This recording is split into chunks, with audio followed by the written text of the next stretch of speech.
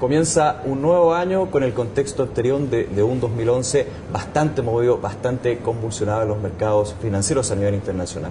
Por eso esta vez queremos ver cuáles son las proyecciones para este 2012 y cuál es el terreno que estaremos caminando en estos próximos meses. Por eso queremos conversar con Alejandro Rubinstein. Él es Managing Director de LATAM Wealth Consulting y también socio estratega de Portfolio Capital.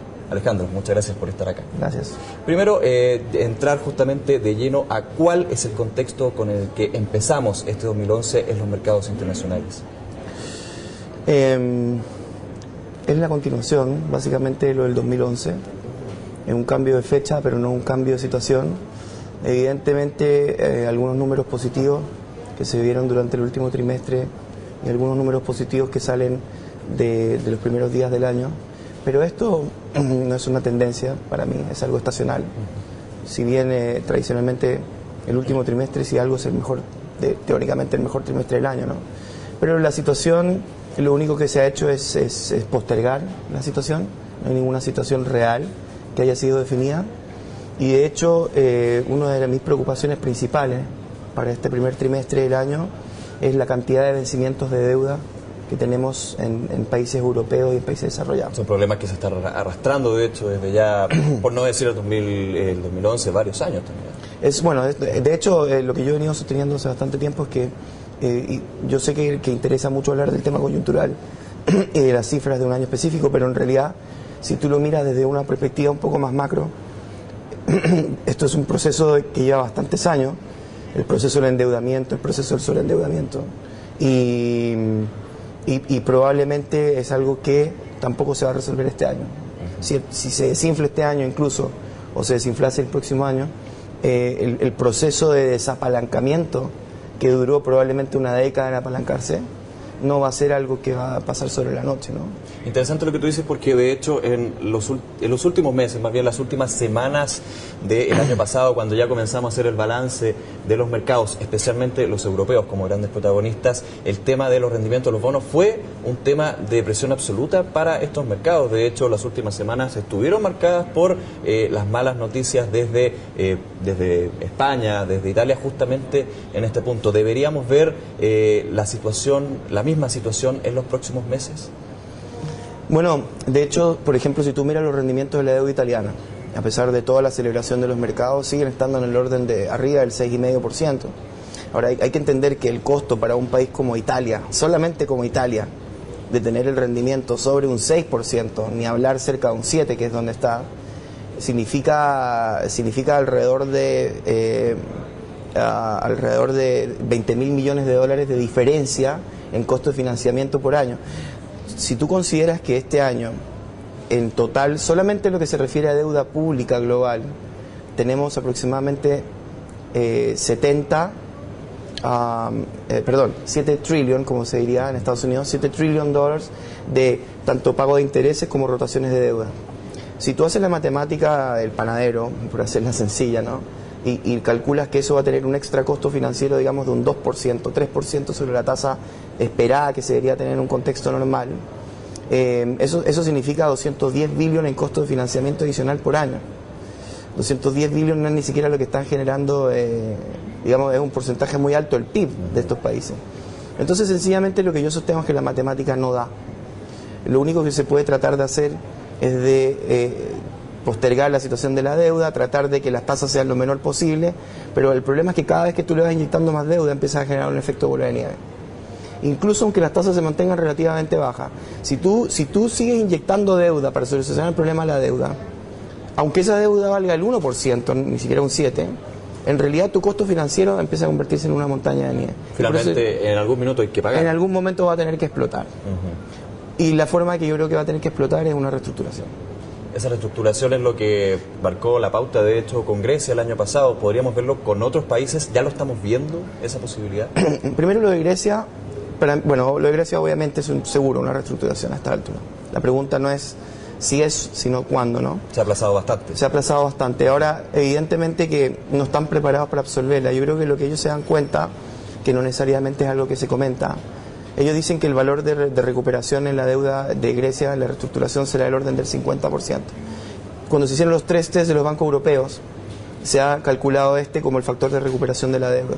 Sin embargo, en círculos de gente que es más estudiosa del tema, dicen que con 50%, eventualmente en otros 2 años más nuevamente tienen que estar refinanciándose. Por lo cual, para que sea algo realmente efectivo, debería ser del orden del 70-75%. Resulta que los bancos europeos no están preparados para absorber eso. Ese es el primer efecto. El segundo efecto es que obviamente cuando los otros países europeos ven que Grecia se sale del euro y hace una reestructuración, y van a ver, lo que yo creo que van a ver muy prontamente es que es muy conveniente, porque es la forma de empezar a solucionar tu problema, es repactar la deuda. No estamos diciendo que no se va a pagar la deuda, estamos diciendo la voy a repactar. Lo que significa que te va a pagar en un plazo mayor y con diferentes calendarios de pago, ¿no? Más conveniente. No es cierto que se hace un ajuste fiscal, lo que se hace es una importante devaluación, con lo cual el país inmediatamente se empieza a convertir más competitivo y empieza a atraer también capital, ¿no? Esa es la forma natural como funcionó el default en Rusia. Hoy en día todo el mundo habla de Rusia como uno de los mercados principales para invertir. Eso es exactamente lo que hizo Rusia hace una década atrás, que lo convirtió en lo que es hoy. Y lo que va a pasar con el resto de los países europeos que están al lado es que se van a dar cuenta que esta es la solución. Entonces no van a tener los ciudadanos de esos mismos países, los congresos de esos mismos países, van a decir, bueno, un momento, esta gente no tiene que pasar por las penurias que estamos pasando nosotros para cumplir con los requerimientos de la deuda de Europa. Nos resulta mucho más fácil salirnos, devaluar y reestructurar nuestra deuda, ¿no? Entonces al final Francia y Alemania se quedan tratando de atajar penales, como decimos acá. Podríamos hablar entonces de la posibilidad de una, no digamos fuga masiva, pero una fuga importante de miembros de la Unión Europea, en este sentido, de la zona euro. Esa para mí sería la solución ideal. Creo que, o sea, si yo fuera griego, si yo fuera italiano, si yo fuera español, y yo estuviera realmente velando por los intereses de mis ciudadanos, yo diría, esto es lo que corresponde hacer. Cuando se planteó el euro, se planteó como una unión monetaria, ¿no? Pero la verdad de las cosas es que una unión monetaria sin una unión fiscal no tiene sentido. Y el problema de la unión fiscal no es solamente un tema de papel. Como yo he venido diciendo, aquí hay un tema cultural detrás. Europa es un continente, no es un país. No como Estados Unidos, donde el sistema funciona. Incluso dentro de Estados Unidos, donde tiene 51 estados, es una misma cultura relativamente, ¿no? Hay 2 partidos políticos, básicamente. Acá tienes diferentes partidos políticos en diferentes países y con diferentes culturas. Poner a toda esta gente a trabajar como si fueran uno, es pedirle que no tengan su propia identidad, ¿no? Es pedirle que abandonen su forma de ser. Y evidentemente esto como concepto social, porque al final del día la economía es eso, es una manifestación de la sociedad. Como concepto social esto para mí no funciona, es poco práctico. El bien local finalmente sobresale a este bien comunitario. Es importante también ese punto, y quería profundizar un poquito más el tema político, porque el año pasado, si sacábamos un poco el balance, veíamos que claramente habían problemas de endeudamiento, habían problemas de las cuentas de los países, pero finalmente vimos que el protagonismo político fue bastante relevante justamente en los mercados. Vimos gobiernos que cayeron, vimos que había gobiernos que tuvieron que cambiar y medidas que fueron completamente antipopulares y generaron muchas huelgas. Esto también, me imagino, debería mantenerse en el mediano plazo.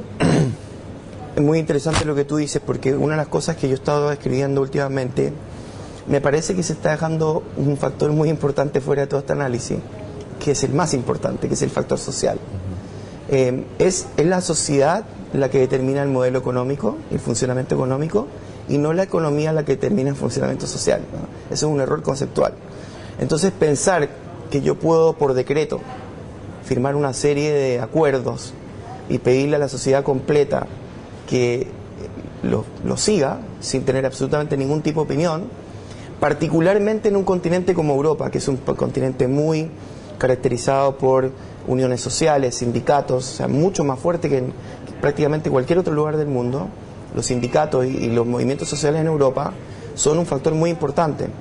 Y no está siendo considerado el hecho de que la sociedad, en mi opinión, no va a aceptar estas medidas draconianas. No las va a aceptar. ¿Para qué? Para pagar una cuenta. Pagar una cuenta de la cual, por cierto, si tú ves la brecha de distribución de ingresos de estos países, es peor que nunca, ¿no? Entonces, tú te pones a pensar y dices, bueno, socialmente le vamos a pedir ahora al 80% de la gente en Europa, que básicamente gana el 20% de los ingresos, que hagan un tremendo sacrificio para pagar el beneficio de, teóricamente, lo que va a ser en los ojos de ellos, el 20% de los ciudadanos, ¿no? No estoy haciendo una apología política, sencillamente estoy diciendo lo que es un hecho real, ¿no? Y este movimiento social no está sucediendo solamente en Europa, pero está sucediendo incluso en China, lentamente. Está sucediendo, obviamente, en Japón también, está sucediendo en los Estados Unidos, incluso ha sucedido en países como Chile, ¿no? Entonces, y muy interesante, porque lo que tienen ustedes acá como un canal online es el reflejo, bastante interesante, de la importancia que está tomando esto a nivel global. Y la gente ya no está aislada de la información, no está aislada de la opinión. Esto es algo que se está desestimando en todas estas proyecciones. Tú no puedes hacer hoy en día ningún tipo de proyección que no incorpore el factor social. Lo que pasa es que es muy difícil incorporarlo. Pero tienes que asumir que eso va a tener un factor de riesgo. Y en mi opinión, ese riesgo ha estado subiendo en forma exponencial. Y mi preocupación principal, además, es que las soluciones que se están tomando son precisamente exacerbantes de esa situación social. Si tú lo ves en Estados Unidos y ves lo que significó el bailout de los bancos, hoy en día ves el resentimiento, lo poco popular que es la banca en Estados Unidos, producto de ese salvataje de la banca, que puede ser catalogado como necesario. Pero eso se elimina de la ecuación el factor social. No, claro, y lamentablemente tú no lo puedes eliminar. Y yo creo que el gran riesgo del 2012 realmente, más que todos los pronósticos que nosotros podamos hacer económicos, el gran riesgo es el social. El social te puede cambiar completamente la película en términos de lo que va a ser el resultado del 2012. Alejandro, te quiero llevar también brevemente a ver lo que sucede con otros dos grandes protagonistas en general de todos los años, pero también de lo que será este 2012. Estados Unidos, pero también China. ¿En situación cómo podemos ver? Estados Unidos ha mostrado datos más positivos que hace ya varios meses, hace años. De hecho, muestra una recuperación lenta, recuperación al fin y al cabo. China ha mostrado también señales de desaceleración, pero sigue siendo una gran potencia. ¿Cómo vemos a estos dos protagonistas en todo este contexto internacional? Bueno, en primero China. China no es inmune al ciclo global, tal como se menciona en algunos círculos. La historia de China es una historia muy interesante, pero es una historia que le falta mucho por recorrer. Recordemos, para empezar, que ni siquiera es un país democrático, ¿no? Entonces, en lo que hoy pueden parecer leyes de libre mercado, mañana puede cambiar radicalmente sin ningún tipo de... digamos, las reglas del juego en Estados Unidos va a ser muy difícil que cambien con la velocidad que pueden cambiar en China. En China solamente pueden apretar un botón y puede cambiar completamente la regla del juego. No estaría a favor de ellos hacerlo, pero sencillamente tienen la capacidad de hacerlo. Y lo que ha demostrado últimamente los datos de las cifras, por ejemplo, Singapur, ya leíamos a principio de año que Singapur ya está yendo a crecimiento cero. Singapur, que es una economía por excelencia, asociada a la economía china, ya estamos hablando de que podría incluso entrar en crecimiento casi negativo, ¿no? Dicho por el mismo gobierno de Singapur. ¿Y qué es lo que pasa con China? China, que siendo el 10-11%, todavía no hemos entrado en un ciclo de recesión en Europa y Estados Unidos y ya estamos viendo importantes bajas. Entonces, China, lo que hay que entender, China es una economía que es principalmente función de la economía global. No es una economía autárquica que depende de sí misma, es una economía que depende de las exportaciones, principalmente a Europa y a Estados Unidos y a Japón, y también depende muy fuertemente de las importaciones de países como por ejemplo Chile. Entonces, China todavía es un jugador global, es una economía que tiene mucho potencial, pero todavía no tiene el desarrollo interno como para no depender del resto del mundo. Por lo tanto, el milagro chino, yo escribí en la columna el otro día que decía, miren, la muralla de China todavía no va a reemplazar a la muralla de Wall Street. Esa es mi opinión. No creo que todavía estemos ahí, ¿no? Ahora, si eso realmente podría ser un hard landing o podría ser un soft landing, no lo sé. Si China estaba creciendo al 10-11% y crece al 6, 5, para mí se va a sentir como un hard landing, aunque no lo sea en términos de cifra, ¿no? Y luego en Estados Unidos la situación es que Estados Unidos, interesantemente, lo que está sucediendo a nivel global, con todos los problemas que tiene Estados Unidos del endeudamiento y que no resuelven el endeudamiento, con el hecho de que tienen una elección este año, con el hecho de que los equilibrios políticos en los Estados Unidos están completamente empatados, están en una situación completamente confrontacional, un partido con el otro, quizás va a ser una de las elecciones más importantes que hemos visto en los últimos años, en términos de definiciones políticas y sociales. Estados Unidos está resultando ser el menor de los males. Cuando todo el mundo hablaba de Estados Unidos, los problemas en Estados Unidos, el dólar se sigue fortaleciendo, lo cual puede terminar siendo un factor, si bien podemos tener un muy mal año en Estados Unidos, puede terminar siendo el menor de los males. Contrapesa la situación global, finalmente. Puede terminar siendo Estados Unidos el menor de los males en cuanto se refiere a los mercados desarrollados. Y se ve, pudiendo estar en Estados Unidos, se observa que sigue siendo el destino preferido de empresarios que están decidiendo, empresarios europeos que están abandonando Europa, están abandonando el euro, están empezando a mirar a Estados Unidos como un lugar para hacer sus inversiones y llevar sus capitales. Los resultados corporativos de Estados Unidos también han tenido buenas cifras, por lo menos en los últimos meses, de hecho, durante todo el 2011, que han reforzado justamente eso. Alejandro, por último, llevarte a un actor que también ha sido muy relevante, un grupo de actores en todo caso, los mercados emergentes. ¿Cuál es la situación de los mercados emergentes? ¿Cuál es la proyección y la visión que tú ves justamente de mercados que el año pasado tuvieron protagonismo debido justamente a los problemas de los mercados desarrollados? Yo creo que el 2011 fue la mejor demostración de que los mercados emergentes, los fundamentos pueden ser los mejores del mundo, pero realmente los mercados emergentes, o sea, Europa, Estados Unidos y Japón representan más de 2/3, casi 3/4 de la economía mundial. Luego de eso China será del orden del 10-15%, entonces lo que le queda al resto de los mercados emergentes es marginal, es menos de un 10% de la economía mundial. Y son mercados que en su principio son exportadores de materias primas e insumos. No son, o sea, si dejas China a un lado, en realidad el resto de los mercados emergentes no lograron, esta es una de las críticas que yo vengo haciendo, se farrearon 10-15 años de bonanza económica, de ahorros, si bien generar una cantidad importante de ahorros, lo que es importante generar ahorro, también es importante desarrollar una infraestructura o un valor agregado donde tú después puedes venir y depositar esos ahorros, ¿no? Y lo que hicieron fue básicamente ahorrar más el desarrollo, la oportunidad de desarrollo que tuvieron comparativamente a la cantidad de ingresos que tenían, fue insuficiente. Entonces, ¿qué pasa ahora? Ahora viene un ciclo de desaceleración global, los mercados emergentes tienen ahorros como para aguantar un tiempo. También esos ahorros vienen de tiempos bastante complejos que vieron muchas de estas economías. Es cierto, también vienen del hecho de que algunos de esos países defaultearon y por eso pudieron reconstruir su base de ahorros, como por ejemplo Rusia, sin ir más lejos lo mencionaba, Argentina. Entonces, claro, ahora se encuentran en una situación con ahorros, pero el tema es el siguiente: si esto va a ser una situación difícil, prolongada en mercados desarrollados, sí, mercados emergentes puede ser que el primer año va a tener una amortiguación del efecto, puede ser que el segundo año quizás todavía tenga un poco de amortiguación del efecto, pero todavía los mercados emergentes siguen siendo función de proveerle a las economías desarrolladas. Todavía no tienen un mercado interno lo suficientemente desarrollado como para capear una tormenta global. Por lo tanto, estoy en desacuerdo con aquellos que dicen que mercados emergentes son el refugio para estar. En mi opinión, lo que fue el año pasado demuestra claramente, por la tendencia del dólar, o sea, no pasó nada el año pasado, o sea, no tuvimos una verdadera recesión, no tuvimos una verdadera crisis, y el dólar en los mercados emergentes se apreció entre un 9 y un 18% en promedio. Y todavía no hemos tenido ningún tipo de problema. ¿Por qué? El mercado nos está indicando con su voto otra cosa de la que nosotros pensábamos. Y es que el mercado lo que está mirando hacia adelante es que, vaya, mercado emergentes va a tener un problema con este mercado.